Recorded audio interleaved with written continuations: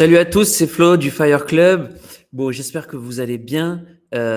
Aujourd'hui, on va parler d'argent et de choix pour avoir une vie exceptionnelle.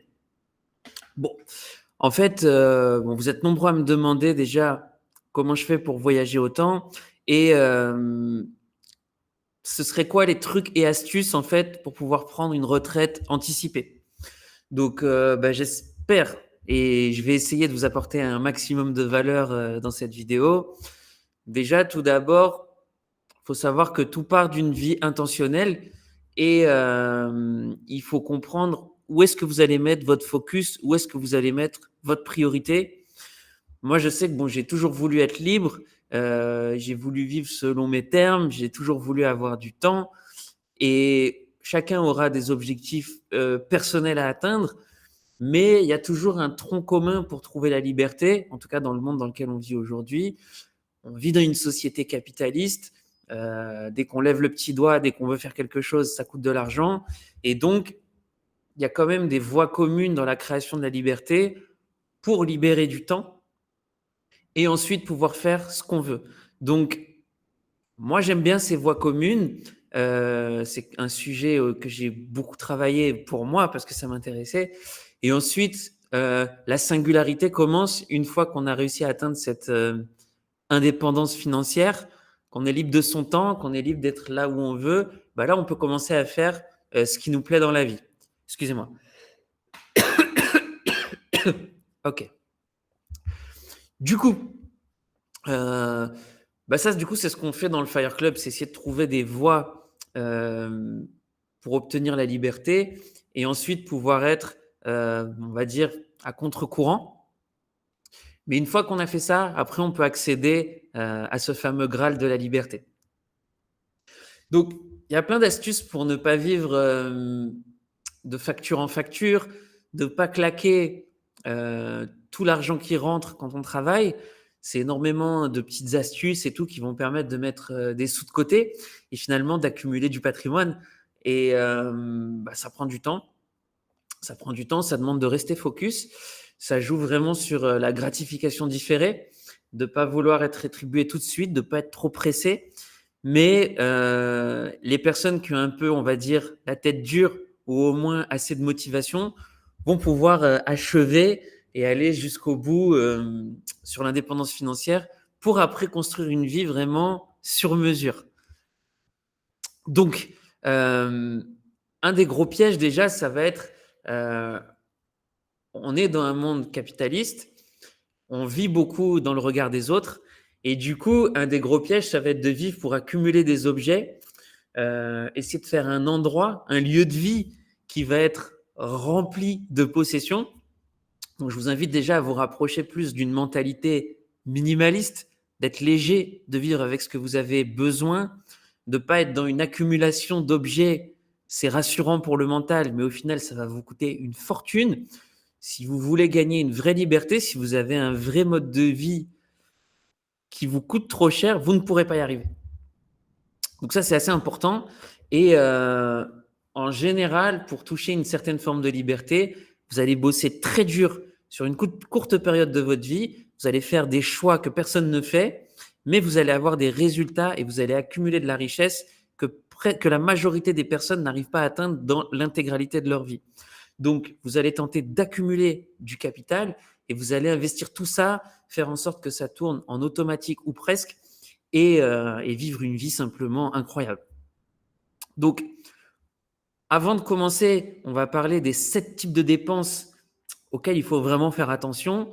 Moi, je voudrais vous parler d'abord de l'art du contentement, c'est-à-dire que à pas vouloir courir trop rapidement, il faut vraiment comprendre ses objectifs. Par exemple, moi, j'avais des objectifs personnels. Je vous donne ça comme ça. Moi, je voulais pas me lever le matin. Je voulais pas me lever le matin pour aller au bureau. Je voulais pas courir pour aller dans un travail pourri. Moi, je voulais voyager de façon illimitée, être où je veux, quand je veux. Donc ça, c'est assez ambitieux. Et surtout, être indépendant financièrement pour pouvoir avoir le choix de ce que j'ai envie de faire quand j'ai envie de le faire. Et pour moi, être riche quand on est vieux ou être le plus riche du cimetière, c'est pas intéressant Par contre, avoir une certaine richesse en étant relativement jeune, je trouve que c'est un bon équilibre. Ben, ça permet de profiter et ça permet d'avoir des expériences hors du commun.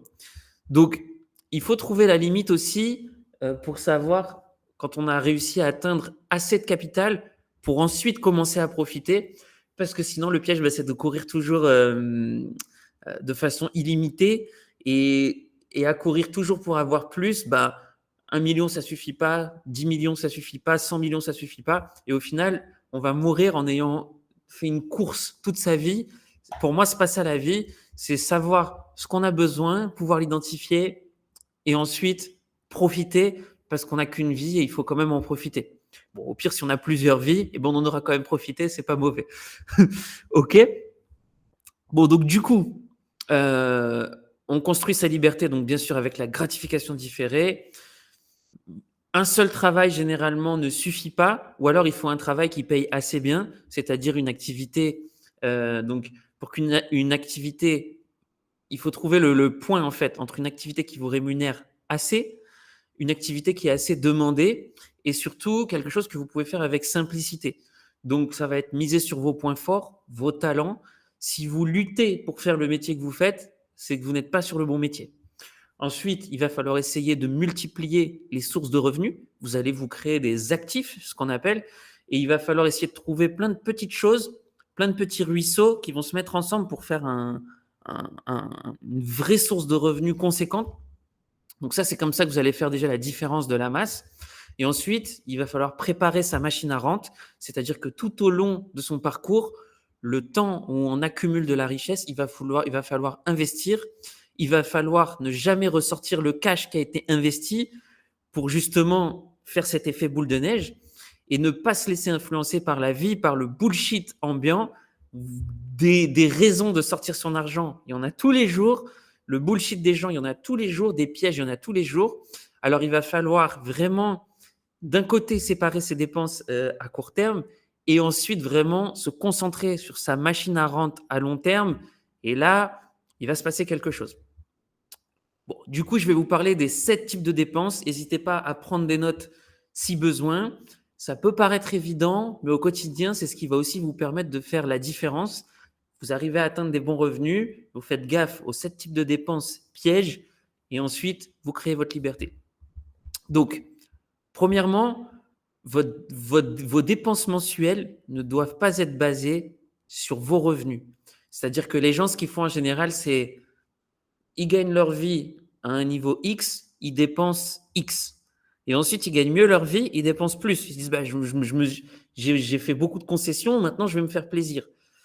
Et en fait, ça augmente toujours comme ça. Donc ça, c'est ce qu'on appelle le lifestyle inflation. Donc, premier point, vous allez faire attention à ne pas baser vos dépenses sur vos revenus. Deuxième point, vous allez éviter d'avoir un lifestyle qui augmente avec vos revenus. C'est-à-dire que d'un côté, on va. Comment je pourrais dire ça? En fait, voilà, les gens qui n'ont jamais eu de voiture, bah, dès qu'ils vont faire de l'argent, ils vont claquer la voiture. C'est le piège numéro un. Et les gens qui sont jamais partis en vacances, bah, dès qu'ils vont gagner un peu d'argent, boum, ils vont partir en vacances, ils vont tout claquer tout de suite. Et le piège, voilà, c'est de se retrouver, aller acheter des bouteilles en boîte, aller impressionner des gens pas intéressants. Enfin, voilà. Donc, évitez d'augmenter votre lifestyle. 3, vous allez économiser sur la nourriture. Alors, attention, économiser sur la nourriture, ça ne veut pas dire de manger des choses cheap et de mauvaise qualité. On n'a qu'une seule fois la santé. Si vous la perdez, vous êtes foutu. C'est surtout la dépense où il va falloir faire attention, c'est de ne pas tout claquer en resto, en fast-food. En fait, les dépenses resto, a priori, ça vous fait plaisir, mais en fait, vous allez claquer trop vite votre argent.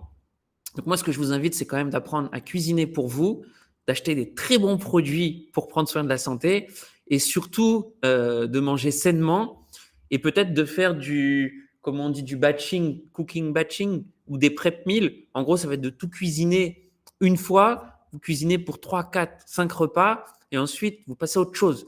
Mais ne claquez pas tout dans les restos. C'est un piège, c'est du temps faussement gagné et surtout, vous allez devenir dégueulasse. Donc, apprenez à cuisiner, faites des économies sur la bouffe, de la bonne façon, pas de la mauvaise façon, très important. Point numéro 4, faites attention à vos dépenses du logement. Le logement, généralement, c'est la plus grosse dépense, ou en tout cas, dans les 2 premières gros postes de dépenses qu'on fait chaque mois. Donc, prenez pas un logement trop grand inutilement. Déjà, c'est beaucoup d'entretien. Puis en plus, une fois que vous avez un grand logement, vous allez avoir envie de l'équiper, vous allez avoir envie de mettre beaucoup d'objets. Tout ça, c'est inutile, c'est de la perte de temps. Restez simple. Peut-être même vivez un petit peu excentré le temps de vous construire. Et ça, vous allez faire des énormes économies. Si vous dégradez un tout petit peu la qualité de vie, mais qu'à côté de ça, vous pouvez investir et créer un avenir prospère pour toute votre vie, le jeu en vaut la chandelle, croyez-moi. 5e poste de dépense, faites attention à acheter des voitures neuves, des voitures à crédit. Si vous êtes obligé d'avoir une voiture, eh ben, vous pouvez acheter une bouse qui roule et qui est propre et qui freine bien. Vous n'êtes pas obligé d'acheter la dernière Mercedes. Et voilà, les voitures, ça se déprécie à une vitesse incroyable. Donc, de toute façon, achetez-les d'occasion, quoi qu'il arrive, jamais neuves. Et si vous pouvez vivre dans une ville ou faire un style de vie, je ne sais pas, moi, où vous prenez un vélo, ou si vous n'habitez pas à la campagne, vous êtes dans une grande ville, vous n'êtes peut-être pas obligé d'avoir une voiture. Rien que ça, vous allez gagner des 300, des 500, des 1000 euros par mois. Donc, les voitures, gros poste de dépense, à faire attention. Le 6e, ça va être de trouver les bonnes personnes pour partager votre vie. Si vous trouvez, je ne sais pas moi, une compagne qui est shopping addict, qui ne jure que par les nouveaux sacs à main et que vous essayez de mettre de côté pour investir et créer votre liberté, l'objectif ne sera pas en adéquation. Donc, les personnes que vous allez choisir, il va falloir faire en sorte que votre entourage soit sélectionné minutieusement parce que sinon, vous n'allez jamais y arriver, tout simplement. Ensuite, 7e point, ce serait peut-être de faire une petite famille. Bon, il faut savoir que faire des enfants, ça coûte une fortune, ça coûte extrêmement cher. Donc, si vous voulez absolument faire une famille, peut-être faites un enfant. Peut-être 2 si vous gagnez bien votre vie et que vous arrivez vraiment à mettre de côté. Mais rendez-vous compte que si vous faites des enfants trop tôt dans votre parcours financier, ça va vous freiner. Donc, voilà, les 7 postes de dépenses, on récapitule. 1, ne pas baser vos dépenses sur combien vous gagnez, mais sur vos besoins.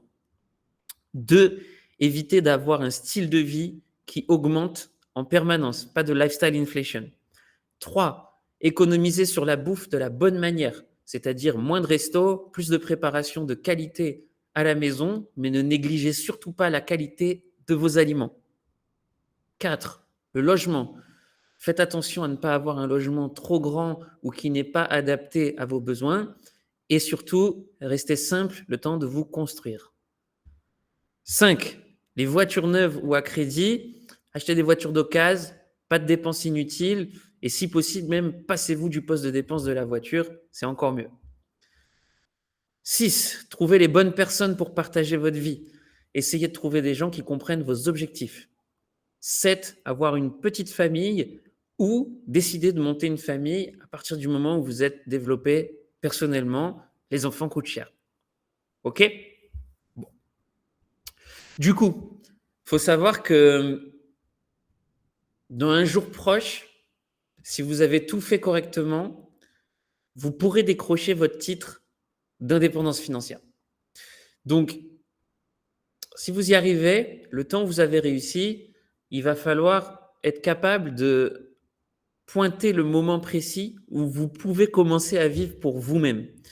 Si vous pouvez avoir ce luxe de vous décrocher des objectifs de ce monde qui est toujours en course, de ce monde qui est toujours en course perpétuelle, là, vous pourrez passer un cap. Vous pourrez vous faire plaisir, vous pourrez enfin vivre pour vous-même, mais ça se mérite. Ça ne se fait pas du jour au lendemain. Il faut tenir une bonne rigueur, il faut tenir une bonne conduite pendant assez longtemps. Et c'est sûr que vous y arriverez. Si j'ai réussi à le faire, il n'y a aucun souci dans le fait que vous pourriez le faire vous aussi. OK? Donc, il faut savoir que vous allez prendre un moment du temps pour vivre pour vous et vous faire plaisir enfin, à l'issue de votre indépendance financière. Si jamais ça ne marchait pas, si jamais vous n'arrivez pas à tenir vos routines de production, si jamais vous n'arrivez pas à maîtriser vos dépenses, pas de panique. Au pire, vous pourrez toujours retrouver un boulot, retourner au turbin s'il y a besoin. Je veux dire, à partir du moment où on garde ses deux jambes, on garde ses deux bras et sa faculté de penser, on peut toujours retourner travailler et trouver une activité. Donc, il faut aussi être décontracté avec l'avenir. Je sais que quand on pense au monde aujourd'hui, ben, on pense plutôt à un monde qui fait peur, à un avenir stressant, on a du mal à se projeter, mais en réalité, il faut parfois prendre aussi les choses avec un petit peu de légèreté et se dire que finalement, ben voilà, si un plan tourne mal, on pourra toujours se retourner, c'est pas grave. Et en réalité, vous avez plus de chances statistiques de réussir que de chances statistiques de rater. Mais ça, on nous l'apprend pas vraiment à l'école, j'ai envie de dire. Donc bon, voilà. Il faut savoir que certaines personnes attendent aussi de la retraite pour commencer à vivre une vie de liberté, mais il y a aussi une probabilité qu'il arrive des pépins dans la vie et finalement qu'on ne puisse pas vivre sa retraite. Moi, j'ai perdu pas mal de gens dans ma famille qui sont morts avant la retraite. Et du coup, pour moi, c'est hors de question d'atteindre la retraite aujourd'hui. Et j'ai tout fait pour pouvoir me donner quelques opportunités de vie, pour pouvoir profiter. Et depuis un moment, avoir commencé à vivre pour de vrai et pas attendre un futur hypothétique qui peut-être n'arrivera jamais. Si ça vous est arrivé de perdre des gens de façon un peu précoce ou tôt dans la vie, en général, c'est une douche froide, ça vous fait un déclic et ensuite vous comprenez que la vie, elle est vraiment courte. Donc ça, il faut en profiter.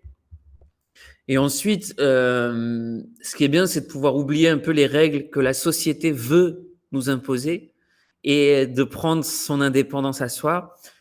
L'indépendance, c'est pas que l'indépendance financière, c'est aussi l'indépendance dans la façon de penser. Et je pense que c'est important d'être capable de vivre une vie selon ses propres termes. Alors des fois, il faut un peu de temps pour trouver qu'est-ce que c'est une vie selon ses propres termes. Mais à partir du moment où on est décidé et qu'on a envie de faire quelque chose de différent de la masse, effectivement, ça devient une priorité. Donc maintenant, si vous souhaitez mettre en place votre liberté pour créer votre propre voie, moi, je vous invite à regarder dans la description de cette vidéo. En fait, je peux vous envoyer ma méthode. Vous mettez votre mail et ensuite, je vous envoie ma méthode. Je vous envoie un accès à un groupe privé. Vous pouvez poser vos questions dedans. Donc, vous regardez dans la description si ça vous intéresse et je vous aide à mettre ça en place. Moi, ce que je vous invite, c'est à trouver votre propre voie unique surtout. Cette voie, il n'y a personne d'autre que vous qui pourra la trouver. Mais en tout cas, je vous souhaite énormément de courage dans l'obtention de votre liberté. C'est une démarche qui est courageuse. Tout le monde n'arrivera pas à le faire, mais je suis persuadé que si vous prenez le chemin par les bonnes étapes, c'est un accomplissement que vous allez pouvoir faire pour vous, pour votre famille et peut-être même pouvoir transmettre des choses à vos enfants par la suite. Voilà, si ça vous a intéressé, je vous invite à vous abonner. C'était Flo du Fire Club. Ciao.